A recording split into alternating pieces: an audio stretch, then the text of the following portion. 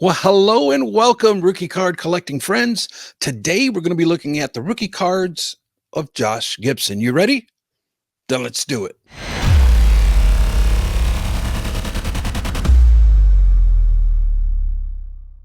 On December 16th, 2020, Commissioner of Baseball Rob Manfred announced that MLB was correcting a long-time oversight by recognizing the Negro Leagues from the era of 1920 to 1948. Now, as a result, here recently, Negro League stats are now Major League stats.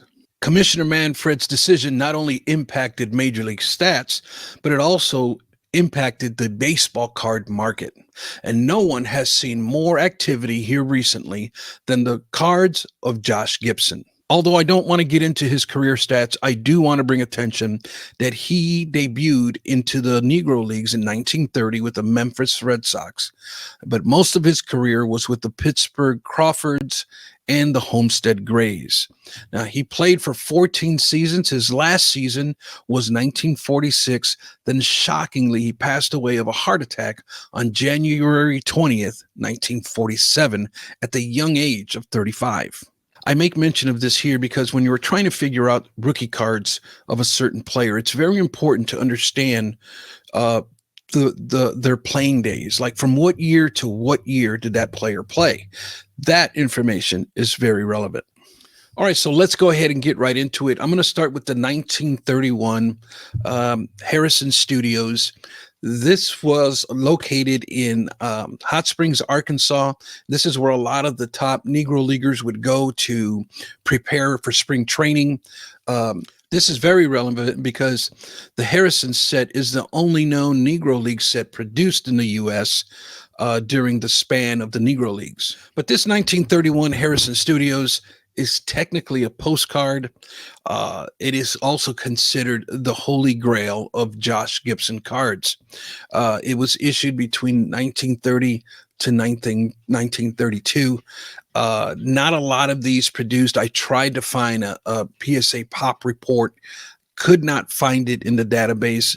It is assumed that there is only one of these in existence, and I found that information out on one of the forums. So pretty interesting on that. Moving on, I'm going to get into the 1930-31 Harrison Studios team photo, and this is a team photo of the Homestead Grays.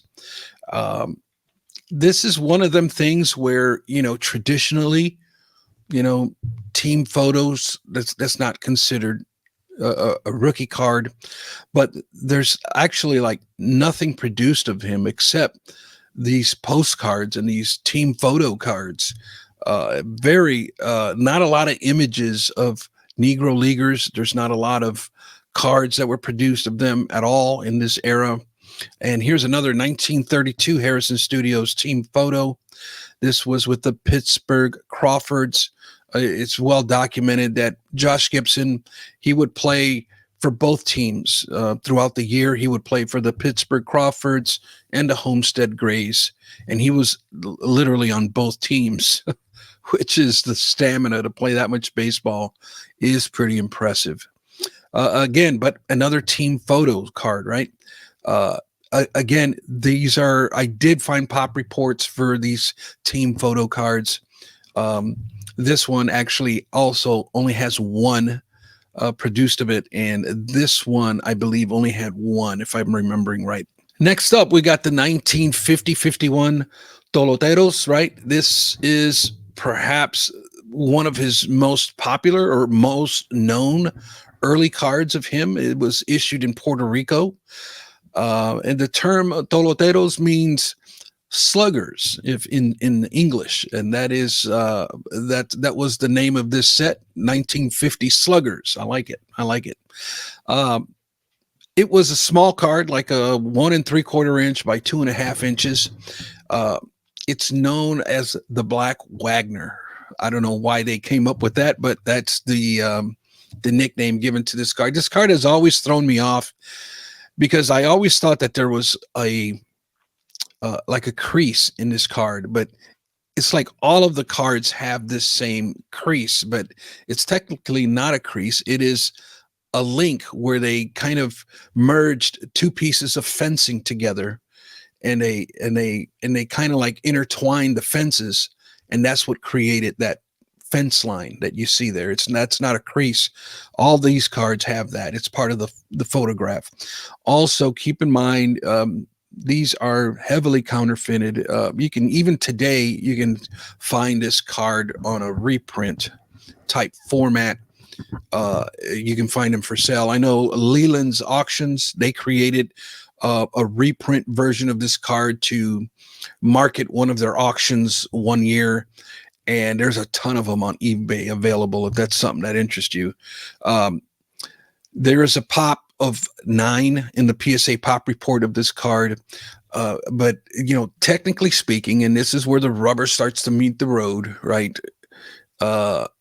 This is technically a tribute card. This isn't really a rookie card per se, even though it's known as his best early card, right? Because the other ones are so extremely scarce. But here's the thing. He played between 1930 and 1946. He died in January of 1947. So, it's like, technically speaking, how can a person have a rookie card after their playing days, after they died? Well, because that's the first card produced. But then if we're using that criteria, then technically speaking, is it the first card? Because I just showed you 3 other cards. So it's like, you see, it's kind of like, if we don't operate by this set of principles, it's kind of like willy-nilly. It's like whatever, and it's like anything goes. So those are kind of the dangers. And that this is, to me, in my opinion, is perhaps the most respectable card of him, even though it was issued in another country. But that doesn't seem to be a big issue either, because they're so, population 9, they are so scarce. And even if you do find one, they're going to be extremely expensive. So I don't know. It's just one of them things where it's a gray area, right? It's a gray area for sure. Let's move on. And now we come to the 1974 Laughlin set. This was a 36 card set produced by Robert Laughlin, and it is estimated that he created about 1,500 of these. I found a pretty interesting thread on him and on the hobby forums, but it's one of them things where Robert Laughlin, he was literally a photographer who made cards literally in his basement, is where he made these. Nothing here is licensed, right? And it's one of them things where he literally would make sets, but he would make them like 500 at a time. That's how many sets he would make. And depending on how well the set was doing is, he would, all right, if it's selling well, then he would print up another 500. And so he did that. The old time Black Stars, it did very well for him. And he ended up doing 3 batches of 500 sets, is the speculation out there. So there is a total pop on this card of 66. There will probably be a ton more as the months progress here, because these cards, they can be found in raw condition still. There's still, 1,500 sets out there, and they are available. With the pop control, it's got 1 9, there's 22 8s, and there was like 20 of them were 7s, so on and so forth. This card for a long time was very affordable. We were talking, under a couple $100. You could have picked this card up. Now it is taken off into the stratosphere, selling for over $3,000 or listing for over $3,000. I even seen a couple listings at $4,000. But it's one of them things where this is, I don't know, this is very concerning to me, because we're deeming this one as the rookie card, and it is. Is it really though? You see what I'm saying? Because number one, this is a tribute card. This is made by some guy in a basement that was selling it for profit, and it's one of them things where it is a 36 card set that highlights old time Black Stars, and that is a tribute set in every sense, and it's one of them things that I don't know. All right, if the old school definition of a rookie card is the first card, then I have to say, is it really though? Is it really his first card? And so I don't know.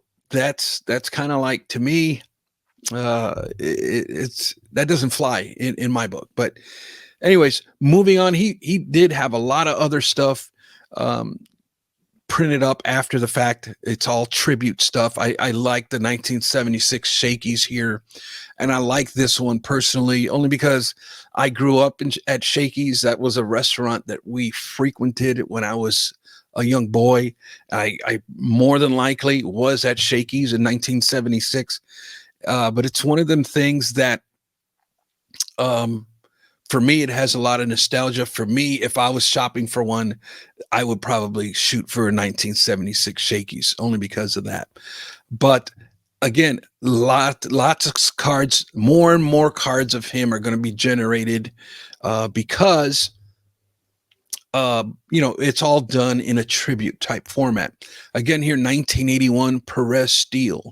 When you look at the work of Perez Steel, they're wonderful cards, wonderful artwork, lots of hobby popularity, right? Everybody loves and appreciates the work of Perez Steel. But again, even his work, all of his work is more of their tribute cards. They're cards printed up of athletes. Most of the time it's Hall of Famers, and he's making a tribute to the greatest players in the game. More on the modern stuff. He has quite a bit of modern stuff. I would say his more relevant stuff is the early 2000s, where we have, this 2003 SP Legendary Cuts autograph. Pretty neat card. The autograph is kind of hard to see, but it is authenticated by Upper Deck. Really nice, a one of one. But I just wanted to bring up some of the more modern day cards that I didn't even know they were out there until I did my homework for this video. You have 2006 Top Sterling, momentous relic here of Josh Gibson. We have the 2006 Top Sterling Bat Barrel. That's a one of one. The 2006 Topps Triple Threads, serial number to 9. There's a lot of variations from that set. I like this one. It shows, Barry Bonds, Mickey Mantle, and just really low population numbers on those types of cards. So there is just a quick overview on the cards of Josh Gibson. These are kind of just like the primary cards as I see them. There's a lot of other little things that were printed up of him, but I'm gonna close with this and hear me out here for just a second, because this is how I'm viewing this, and it's this systematic approach that I use. There are instances where it's gray area, and this is definitely one of those times, but overall, having a system is better than not having one. The rookie card guidelines and best practices, which you can find a link to it on any one of my videos in the show notes, or you can go to my website, truerookiecards.com. There at the top of the page, you will find a link to the rookie card guidelines and best practices. I make that document free and available for your use at any time. I say all that to say this, that the rookie card guidelines and best practices reveals the process about thinking in systems. That way, when we deem something a rookie card, we know why it's considered a rookie card. When we call something a rookie card, we're going to know what it means to call something a rookie card. You can choose any card you want, but then I would ask, what's your why? Why do you call that one a rookie card? And the majority of the time, 9 times out of 10 or 10 times out of 10, you can't explain to me why it's considered a rookie card. It's considered a rookie card because that's what the hobby's navigating to. That's what the sales are saying. That the sales are saying that his 1974 Laughlin is his rookie card. Why are we saying it? Because that's what the listing says. because that's what the Pop Report says, because that's where are we getting that information from? And I just think that should not dictate what a rookie card is. Popularity and monetary values should not be the final indicator, because prices can be manipulated. If I want that 1974 Laughlin to shoot to the moon, I can make that happen. And it's the old pump and dump, guys. That's what come. Those are vanity metrics that should not be utilized in figuring out what a rookie card is or which one to get. Certainly that can be part of it, but if that's all you've got, man, that's not going to work for me anyways. Okay. And a lot of this, guys, this is just how I view things and how I do things. But I think there's instances where it's okay to say, I don't know. To me, there's, in my opinion, Josh Gibson doesn't even have a rookie card. Nothing falls within the boundaries of calling it a true rookie card. In my opinion, his stuff between 1947 to present, all of those are tribute cards, or as I've deemed in my system, post-rookie theme. Anything that was printed up between 1930 and 1946, at the very least, those are rookie year cards. If they're all going to be considered rookie cards, there might as well be none, because I believe what makes a rookie card unique are its limitations. The limitations of it being in the first year that that player played, the limitations of it being included in the base set. And you can't get any of that here with Josh Gibson's cards. Now, I understand what we're up against because of limitations of photos, limitations of all of the challenges that went into Josh Gibson's cards. And I can make exceptions, and I can, that's how come I believe that he doesn't have any, to be perfectly honest with you. I see this a lot even with certain Hall of Famers that in basketball, I've made videos on this, but there's people in the Hall of Fame that don't have cards. They have cards created 50 years later is when their first card was produced. And it was some kind of little box set that you could buy that you could only buy at the Basketball Hall of Fame. How can that be considered a rookie card? But this is how come I have concluded anyways with this Josh Gibson cards, is that not every player has to have a rookie card. There's just certain instances, certain challenges that the hobby is faced with. This is a perfect example where we have ultra scarce availability, and we have a mass produced of post rookie theme cards. And I've concluded to the fact that some players just don't have a rookie card, and that's okay. Well, listen, that's going to be it for this one. I appreciate you tuning in as always. And remember, my friends, that not all rookie cards are created equal. The true Jordan rookie from 1985. Bullshit. Until next time, buenos nachos, muchachos.